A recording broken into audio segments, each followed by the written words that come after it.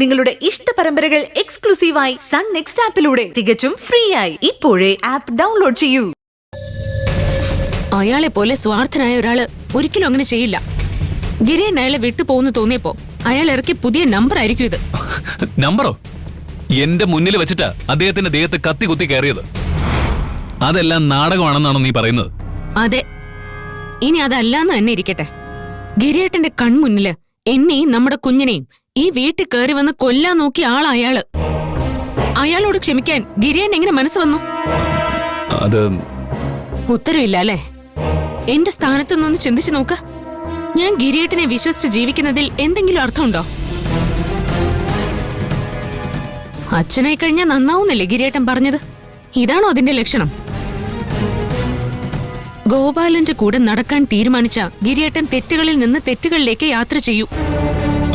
ഗോപാൽജിക്ക് ചില തെറ്റുകൾ സംഭവിച്ചിട്ടുണ്ട്. പക്ഷേ അദ്ദേഹത്തെ മാറ്റിയെടുക്കാൻ കഴിയും. സഞ്ജയെ ശാലിനെയും ഗിരിയേട്ടന് മാറ്റിയെടുക്കാൻ സാധിച്ചോ?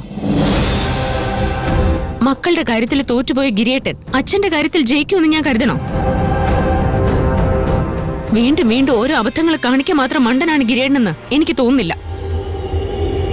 ഗിരിയേട്ടൻ ഇപ്പോഴും മുൻഗണന കൊടുക്കുന്നത് ഗോപാലിന് തന്നെയാ. അയാളുടെ കാൽക്കൽ കിടന്ന് ജീവിക്കാനാ ഗിരിയേട്ടന് ഇഷ്ടം. മഞ്ജു, ഞാൻ പറഞ്ഞതിൽ എന്താ തെറ്റ്? ഗിരിയേട്ടന്റെ അച്ഛനും ഇതേ തെറ്റ് തന്നെയാ ചെയ്തത്. മഞ്ജു നിർത്ത്. അച്ഛനെ കുറിച്ചൊരു അക്ഷരം പറയരുത്. ഞാൻ പറയും. അദ്ദേഹം മരിക്കാൻ കാരണം എന്റെ അച്ഛനാണെന്ന് വിശ്വസിക്കുന്നവരല്ലേ ഈ വീട്ടിലുള്ളത്? ആ കേസിൽ ഗിരിയേട്ടന്റെ അച്ഛൻ കുടുങ്ങാൻ കാരണക്കാരൻ ആരാണെന്ന് എപ്പോഴെങ്കിലും ചിന്തിച്ചിട്ടുണ്ടോ? ഗോപാലൻ. ഗിരിയേട്ടന്റെ അച്ഛൻ കള്ളവാറ്റുണ്ടാക്കില്ല എന്ന് എല്ലാവർക്കും അറിയാം. അപ്പൊ പിന്നെ ആരാ അത് ചെയ്തത്? ഇവിടെ അങ്ങനെ ചെയ്ത് ലാഭം ഉണ്ടാക്കുന്നതിനെ പറ്റി ചിന്തിക്കുന്ന ഒരേ ഒരാളേ ഉള്ളൂ, അത് ഗോപാലനാ. ഗിരിയേട്ടന്റെ അച്ഛൻ മരിച്ചപ്പോഴും രക്ഷപ്പെട്ടത് ഗോപാലനാണ്. നീ അതിര് കിടക്കുന്നു മഞ്ജു.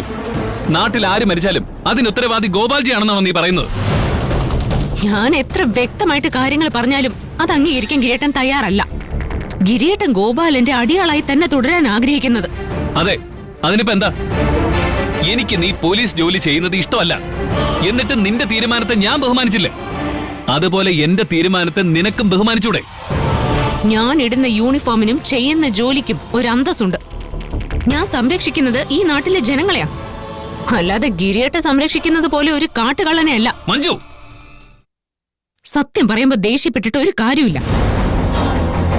അയാൾക്ക് വേണ്ടി എന്തും ചെയ്യുന്ന ഗിരിയേട്ടൻ പറയുന്നത് വിശ്വാസത്തിന്റെ ലക്ഷണമല്ല, മണ്ടത്തരത്തിന്റെ ലക്ഷണം. എനിക്കിപ്പോ ഗിരിയേട്ടനെ പേടിയാ.